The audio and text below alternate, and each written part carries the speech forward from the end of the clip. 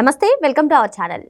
కల్తీ మద్యం వ్యవహారం ప్రస్తుతం ఏపీ రాజకీయ వర్గాల్లో చర్చనీయాంశంగా మారింది. మరి ఈ కల్తీ మద్యం వ్యవహారంలో ఏవన్గా ఉన్నటువంటి జనార్దన్ రావు జగన్ జమానాలోనే ఈ కల్తీ మద్యం వ్యవహారం చేశారని చెప్పి పలు వార్తలు వస్తున్నాయి. మరో పక్క చూసుకున్నట్లయితే చంద్రబాబు నాయుడు గారు కూడా అసలు కల్తీ మద్యం పేరు ఎక్కడైనా వినిపించినా ఎవరైనా ఉన్నా సరే అసలు ఉపేక్షించేది లేదని చెప్పి హెచ్చరిస్తున్నారు. ఆయన మరొక మాట అన్నారు, ప్రస్తుతం ఏపీ లిక్కర్ స్కామ్ని డైవర్ట్ చేసే విధంగానే దీన్ని తెరపైకి తీసుకొచ్చారా అని చెప్పి సీఎం చంద్రబాబు నాయుడు గారు అనుమానం వ్యక్తం చేయడాన్ని ఏ విధంగా చూడాలి తెలుసుకునే ప్రయత్నం చేద్దాం. దీన్ని విశ్లేషించడానికి మనతో పాటుగా ఉన్నారు ప్రముఖ ఆర్థిక, రాజకీయ, సామాజిక విశ్లేషకులు అరిసిమెల్లి శ్రీనివాస్ గారు. నమస్తే సార్. నమస్తే. ఏపీ లిక్కర్ స్కామ్ మరొక అడుగు దూరంలోనే తాడేపల్లి కొంపను తడతారు పోలీసులు, సిట్ అధికారులు. ఈ గతంలో మనం ఎక్కువగా విన్న వార్తలు సార్. కానీ ఈరోజు కల్తీ మద్యం వ్యవహారం రావడం అంటే ఈ ఏపీ లిక్కర్ స్కామ్ని డైవర్ట్ చేయడానికే కావాలనే తీసుకొచ్చారని చెప్పి సాక్షాత్తు సీఎం చంద్రబాబు నాయుడు గారు చెప్తున్నారు. మరో పక్క చూసుకున్నట్లయితే ఏదైతే వైసీపీ తీవ్ర విమర్శలు, ఆరోపణలు చేసిందో అదే కల్తీ మద్యం వ్యవహారం జనార్దన్ రావు వైసీపీ హయాంలోనే స్టార్ట్ చేసినట్టుగా తెలుస్తుంది. ఏంటి ఈ కల్తీ మద్యం వ్యవహారం ఏంటి? ఆంధ్ర టు ఆఫ్రికా అంటున్నారు, ఆఫ్రికాలోనే నేర్చుకుని ఆంధ్రాలో పెట్టారని చంద్రబాబు నాయుడు గారు చెప్తున్నారు. దీనిపైన మీ అభిప్రాయం ఏంటి సార్? అసలు ఈ లిక్కర్ ఈ టైప్ డిస్టిలరీస్ పెట్టి వ్యాపారం చేయాలనేటువంటి ఆలోచన ఎప్పుడు వచ్చిందంటే రాజశేఖర రెడ్డి గారు ముఖ్యమంత్రిగా ఉండగా వాళ్ళ కుటుంబం అందరినీ ఒడ్డున పడేసే కార్యక్రమం చేశాడు ఆయన. ఎందుకంటే అప్పుడు దాకా వాళ్ళందరూ కూడా కొంచెం ఆర్థికంగా చాలా ఇబ్బందుల్లో ఉన్నారు, ఫ్యామిలీ అంతా.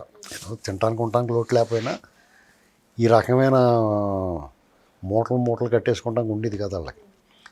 ఈవెన్ రాజశేఖర రెడ్డి గారితో సహా ఇబ్బందులు ఉండేవారు. వాళ్ళు ఏం చేశారంటే ఆయన రాగానే ఒకసారి తాగడానికి మంచినీళ్ళు లేని కోతులకి 100 అరటిపళ్ళు గెలలు పడితే ఎలా ఉంటుంది అలాగే వచ్చేసింది. వాళ్ళు అందరికి రాష్ట్రాన్ని అప్పచెప్పేసాడు, మొత్తం కొలగొట్టేశారు వాళ్ళు. అందులో భాగంగా జార్జి రెడ్డి రాజశేఖర రెడ్డి గారు కజిన్ బ్రదర్, వాళ్ళ తాలూకా వాళ్ళు అనిల్ కుమార్ రెడ్డి, సునీల్ కుమార్ రెడ్డి బ్యాచ్, వాళ్ళంతా వాళ్ళ బ్యాచ్ అన్న. ఈ సిసి రెడ్డి అన్న అతను ఒక ఆయన ఉండేవాడు. అతను సినిమా ప్రొడ్యూసర్ కూడా, ఏదో సినిమాది కూడా తీశాడు. అతను జార్జిరెడ్డి బావమరిది, రవీంద్రనాథ్ రెడ్డి, వీళ్ళంతా లింకులు చుట్టాలి. అదంతా బీరక పీసులాగానే చుట్టుకుని ఉంటుంది. మన తలంటికి సిక్కడిపోతే ఎలా ఉంటే తీలేము అలాగే అన్నమాట ఈ బ్యాచ్ అంతా. మొత్తమే వైఎస్ ముఠా అనుకో వీళ్ళందరూ ఉన్నాయి. అందులో వాళ్ళిద్దరూ అప్పుడు ప్రభుత్వాన్ని అడ్డం పెట్టుకుని, అధికారాన్ని అడ్డం పెట్టుకుని కొల్లగొట్టిన సొమ్ములో కొంత ఆఫ్రికన్ కంట్రీస్లో వాళ్ళు పెట్టుబడి పెట్టారు. అక్కడ డిస్టిలరీస్ పెట్టి మద్యం అమ్మకాలు సాగించి విపరీతంగా సంపాదించారు. పాపం అక్కడ చాలామంది చనిపోయారు అది తాగి తిని ఈ పద్ధతిలో పోయారు. అది ఇటీవల కాలంలో అది కూడా ఆఫ్ చేశారు. వాళ్ళ మీద కేసులు అయిన నమోదు. ఇక్కడికి వచ్చేటప్పటికి జగన్మోహన్ రెడ్డి, రాజశేఖర రెడ్డి గారు చనిపోయాడు. జగన్మోహన్ రెడ్డి గారు పాదయాత్రలో తర్వాత అధికారంలో రావటం ఇది చూసిన తర్వాత ఇక్కడికి వచ్చి ఆయనకి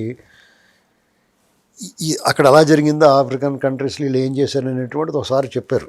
అసలు ఆయన ఎగురుగంతాడు, భలే ఉందర బాబు, ఇది ఎవరికి కూడా ఏ రాష్ట్ర ప్రభుత్వంలోనూ ఏ రాజకీయ నాయకుడికి రాని ఆలోచన. ఎవడన్నా ఏం చేస్తారు, నువ్వు అధికారంలోకి వచ్చావనుకో, ఒక కాంట్రాక్టర్ వస్తారా, వాడి దగ్గర అంత కొంత కమిషన్ తీసుకుని కాంట్రాక్ట్ ఇస్తాం.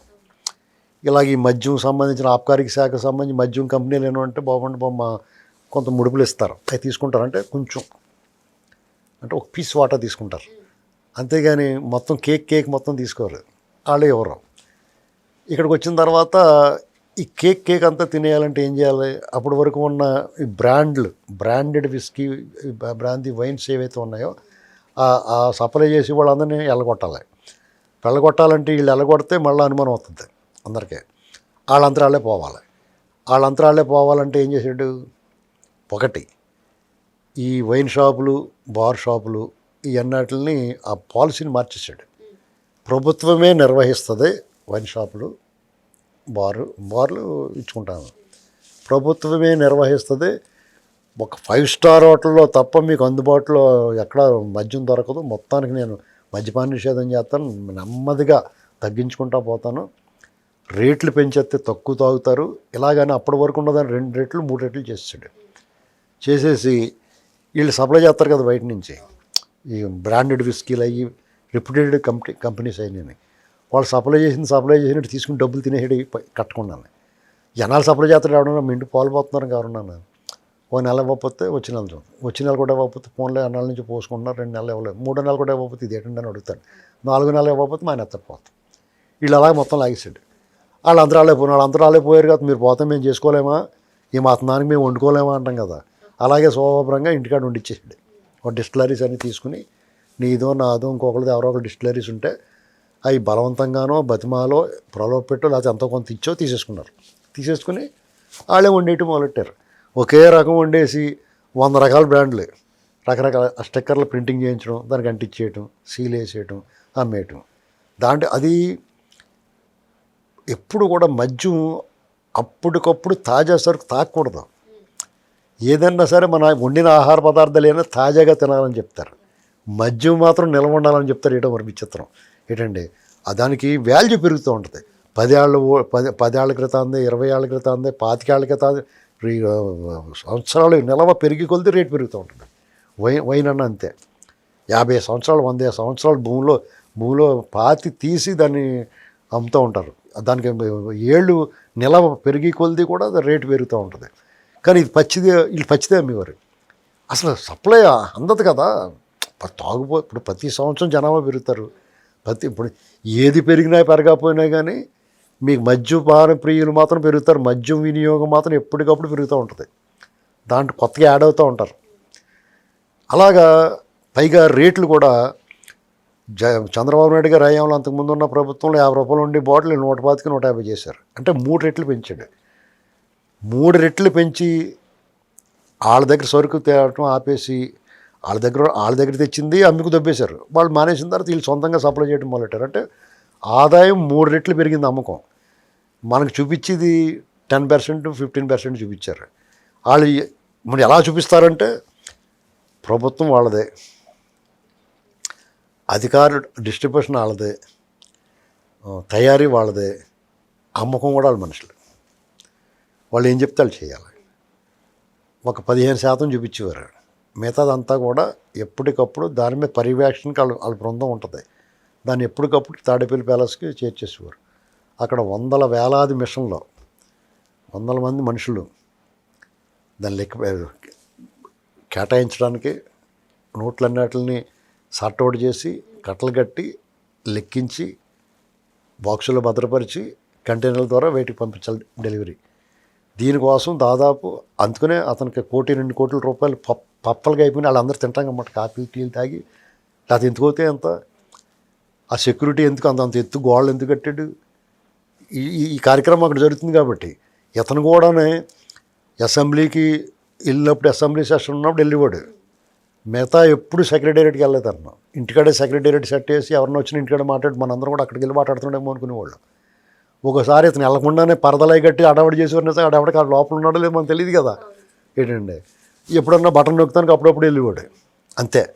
మిగతా అంతా కూడా జాగ్రత్తగానే ఇప్పుడు ఏదన్నా ఫంక్షన్ జరుగుతున్నప్పుడు వంటలు చేస్తున్నట్టు వంటలు సూపర్వైజర్ అన్నీ చూసుకుంటూ ఉంటాడు కదా, జాగ్రత్తగా అవి వండుతున్నారు ఇవి వండుతున్నారు అని. అలాగే డబ్బులు ఎక్కడతాం అది చూసుకునేవాడు అంతే అతను. ఇది జరిగింది. ఇలాంటి పరిస్థితుల్లో ఇది ఇలా జరుగుతుండగానే కొంత లిక్కర్ వ్యాపారం, సైడ్ వ్యాపారం కూడా జరిగేది. ఎందుకంటే వీళ్ళు ఎలా చేస్తున్నారో అచ్చం అలాగే చేసుకుని సొంతంగా పెట్టుకున్నారు దుకాణాలు కొంతమంది. అందులో ఒకటి జనార్దన్ రావు 2021లో. అతనికి ఆల్రెడీ ఏఎన్ఆర్ బారో బిఎన్ఆర్ బారో అని ఏదో ఉండేది హైవే పక్కన. అప్పట్లో హైవే పక్కన బార్లే ఉండకూడదన్న రూల్ ఉండదు. హైవేకి ఇన్ని కిలోమీటర్ల దూరం ఉండాలని. అప్పుడు అక్కడి నుంచి తీయటం నష్టాల్లో ఉండేటప్పటికి దిక్కు తోచక ఏం చేయాలో తెలిసేది కదా అతనికి. ఆ క్రమంలో అతను గోవా వెళ్ళినప్పుడు ఒకటి తగిలాడు.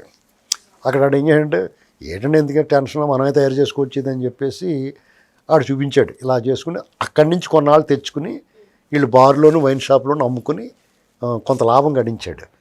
అది కొన్నాళ్ళు గడించిన తర్వాత ఏం చేయడంటే ఆడెవడో చేసి పడితే మనకెందుకు, మనమే చేసుకుందాం అనుకున్నాడు. ఈ లోపల ఈ జయచంద్రారెడ్డి తగిలాడు వాళ్ళకి.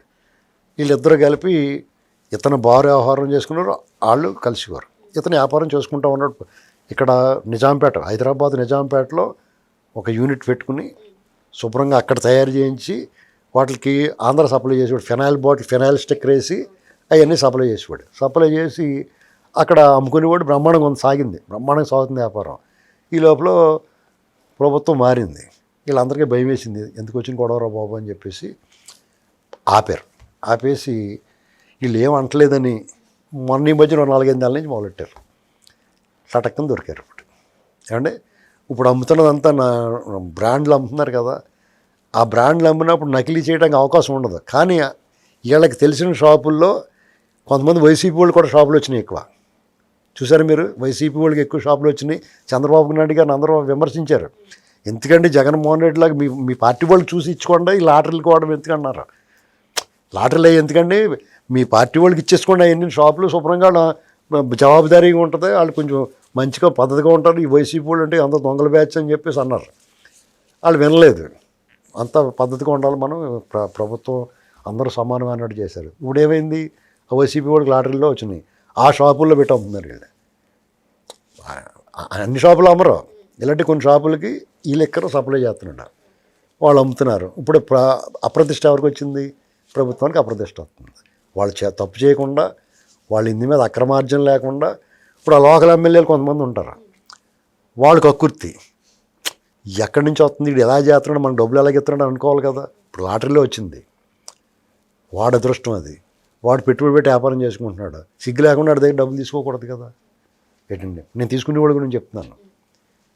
ఇప్పుడు నీకు సరిపడగా కొట్టుకోవడానికి బోళ్ళని ఉంటాయి, ఇంకా మట్టి మశానం అలాంటివి అన్నీ ఎవరికి ఇబ్బంది లేకుండా ఇలా వెళ్ళాడుతారు. తప్పుడు వ్యాపారం చేస్తారు, తప్పుడు వ్యాపారం చేస్తే ఆ చెడ్డ పేరు అల్టిమేట్గా ఎవరికి వస్తుంది, గవర్నమెంట్ ప్రభుత్వానికితో పాటు చంద్రబాబు నాయుడు గారు లాంటి వాడికి వస్తుంది కదా. మచ్చ లేకుండా ఆయన మీద కరప్షన్ ఎప్పుడూ లేదు, ఆయన మీద కరప్షన్ ఎలిగేషన్ ఎప్పుడూ లేదు, కరప్టెడ్ అని ఎవ్వరూ అనరు ఆయన్ని. ఎందుకంటే ఆయన 4వ సారి ముఖ్యమంత్రి, 4వ సారి ముఖ్యమంత్రి అవడైనా.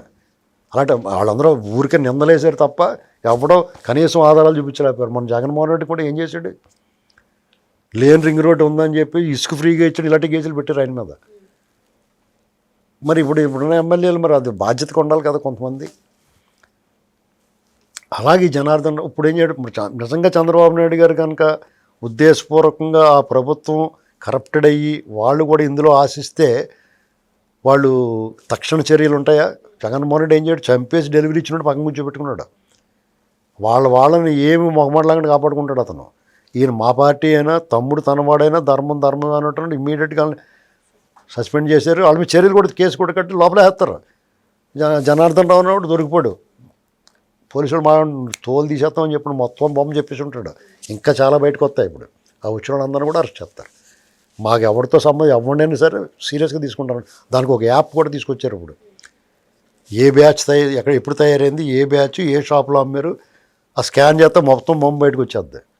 కాబట్టి బెల్ట్ షాపులను కూడా తోలు తీసేస్తాను, ఎవడో అమ్మటానికి వీలేదన్నాడు. ఇలాగా చంద్రబాబు నాయుడు గారు ఎప్పుడూ ఆయనది కూడా దీన్ని నిరోధించడానికి చూస్తాడు, ఇటువంటి అక్రమాలు అన్నట్లు. కానీ ఆయన సమయాన్ని ఇలాంటి చిల్లర వ్యవహారాల్లో సమయం వృధా కాకుండా చూడాలంటే ఎక్సైజ్ శాఖ కూడా కళ్ళు మూసి కూర్చోకూడదు. వాళ్ళకి మా పొట్టలో జగన్ ఉన్నప్పుడు ₹10 వచ్చి వాళ్ళకి వచ్చేది కాదు. జగన్ ఉన్న వాళ్ళు ఎక్సైజ్ శాఖ ₹10 కూడా వచ్చేది కాదు. వాళ్ళు పెరిగిన పొట్టలన్నీ కరిగిపోయినాయి వాళ్ళకి. ఏంటండి ఇప్పుడు ఏమైంది, షాపులు బార్లు అనుకోండి వెళ్ళి నిలబడతారు. అలాగా వాళ్ళకి వెనకాల నుంచి డబ్బులు అందించాలి, లేకపోతే ఏదో ఇబ్బంది పెడతారు. మరి దాన్ని కాపాడుకోవాలి కదా మీరు. చెడగొట్టుకోకుండా ఇలాంటి లెక్కర చెడ్డపేరు వస్తే మరి చంద్రబాబు గారు మళ్ళీ మొత్తానికి తీసిపాడేసారు అన్నాడు, ఏం చేస్తారు. ఇది అందరూ కూడా ఈ ప్రభుత్వాన్ని కాపాడుకోవాలి. ప్రజలతో పాటు ఎమ్మెల్యేలు, ప్రజలు, ఉద్యోగులు, అధికారులు అందరూ కాపాడుకోవాలి ఈ ప్రభుత్వాన్ని. ఎందుకంటే మీ స్వేచ్ఛగా మీ వికారాలు, మీ శాస్త్రాలన్నీ భరిస్తున్నారు ప్రభుత్వం. జగన్ భరించాడా?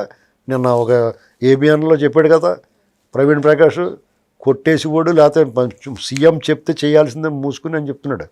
అలా ఉంది ఇక్కడ. అలా లేనప్పుడు మరి ఆయన కాపాడుకోవాలి కదా. నువ్వు స్వేచ్ఛగా మాట్లాడగలుగుతున్నావు, ఎవడు నోటుకు వచ్చినట్టు మాట్లాడుతున్నారు, ఎవడు మట్టుకాడు. వాళ్ళకి ఆ స్వేచ్ఛ కావాలంటే ఈయన కాపాడుకోవాలి కదా.